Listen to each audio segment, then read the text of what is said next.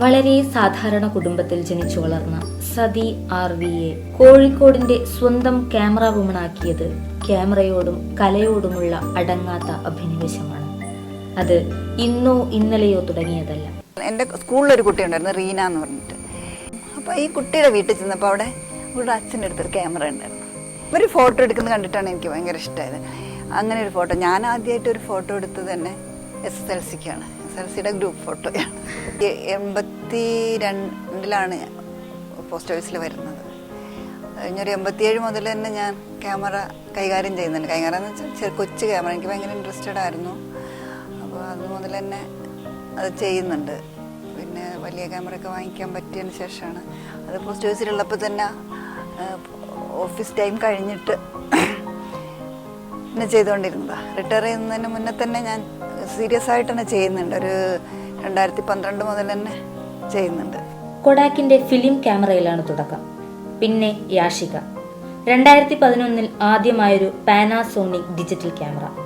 വഴിയെ Nikon D5100, Nikon D500, അവസാനം നിക്കോണിന്റെ തന്നെ Z6II മിറർലെസ് ക്യാമറ.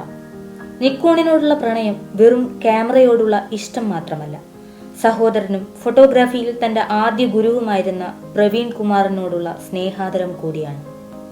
ക്യാമറ ഞാൻ ഔദ്യോഗികമായിട്ട് പഠിച്ചിട്ടില്ല. ഞാൻ ഡിജിറ്റൽ ക്യാമറയിൽ നമ്മളങ്ങനെ ഡിജിറ്റൽ കുഞ്ഞു ക്യാമറയിൽ അങ്ങനെയൊന്നും നോക്കാറില്ല. അതിൽ കാണും നമ്മൾ കൃത്യമാണ് അതിൻ്റെ ലൈറ്റ്, അത് ഒരെണ്ണം എടുത്തു കഴിയുമ്പോൾ അതിൻ്റെ ലൈറ്റൊക്കെ കൃത്യമാണ്, അല്ലെങ്കിൽ ആ ലൈറ്റൊക്കെ നോക്കിയിട്ട് എടുക്കുക എന്നുള്ളതാണ് ഞാൻ ചെയ്തിട്ടുള്ളത്. പിന്നീട് എനിക്ക് കുറച്ച് ടെക്നിക്കലായിട്ട് എന്തെങ്കിലും കാര്യം പറഞ്ഞു തന്നിട്ടുള്ള പ്രവീണാണ്. ഇന്ത്യയിലെ ഏറ്റവും പ്രശസ്തനായ ഒരു ഫോട്ടോഗ്രാഫറുണ്ട്, രഘുറായിയുടെ ഒരു വർക്ക്ഷോപ്പ് ഉണ്ടായിരുന്നു 2 ദിവസത്തെ. നമ്മളെയൊക്കെ വിട്ടു ഫോട്ടോ എടുക്കാൻ വേണ്ടിയിട്ട് കുറേ ഫോട്ടോസ്. പുള്ളി പറയുന്നതെന്ന് വെച്ചാൽ ക്യാമറയല്ല പ്രശ്നം, നമ്മൾ എടുക്കുന്ന ഫ്രെയിമാണെന്ന്. അങ്ങനെ അത് ലൈഫ് വേണം.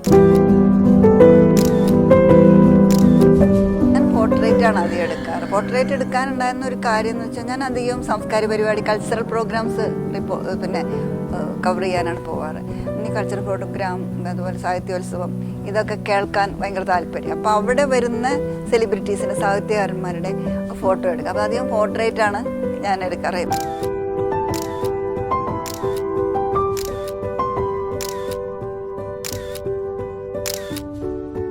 പക്ഷികളെ എനിക്ക് താല്പര്യമുണ്ട്. കഴിഞ്ഞ പ്രാവശ്യം എൻ്റെ ഒരു ഫ്രണ്ട് ഉണ്ടായിരുന്നു, ഡിജിമോൻ എന്ന് പറഞ്ഞിട്ട്, ഭയങ്കര പക്ഷി ഫോട്ടോഗ്രാഫറാണ്. അപ്പോൾ അയാളുടെ കൂടെ പോയി അത് എടുക്കുകയൊക്കെ ചെയ്തു.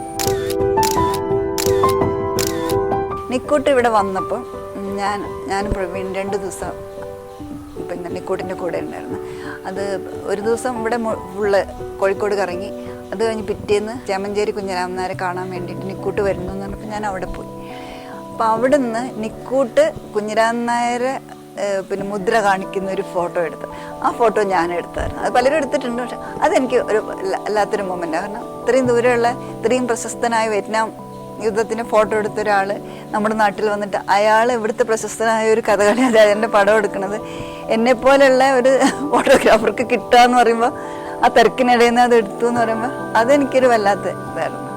ക്യാമറ എന്ന് മാത്രമല്ല, എന്തോ ഇഷ്ടമുള്ളത് ചെയ്യാൻ വേണ്ടി ആരും നമ്മൾക്ക് വേണ്ടിയിട്ട് ആരും ഒന്നും ചെയ്തു തരാനൊന്നും ഉണ്ടാവില്ല.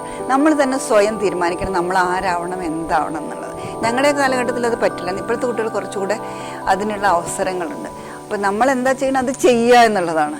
ഇനിയും കോഴിക്കോടിന്റെ വർണ്ണങ്ങൾ ഒപ്പിയെടുത്ത് സാംസ്കാരിക സദസ്സുകളിലും പൊതുപരിപാടികളിലും സതി ഉണ്ടാകും. ഇഷ്ടമുള്ള കാര്യം ചെയ്യാൻ ഒന്നും ഒരു തടസ്സമാകില്ലെന്ന് ഓർമ്മിപ്പിച്ചുകൊണ്ട്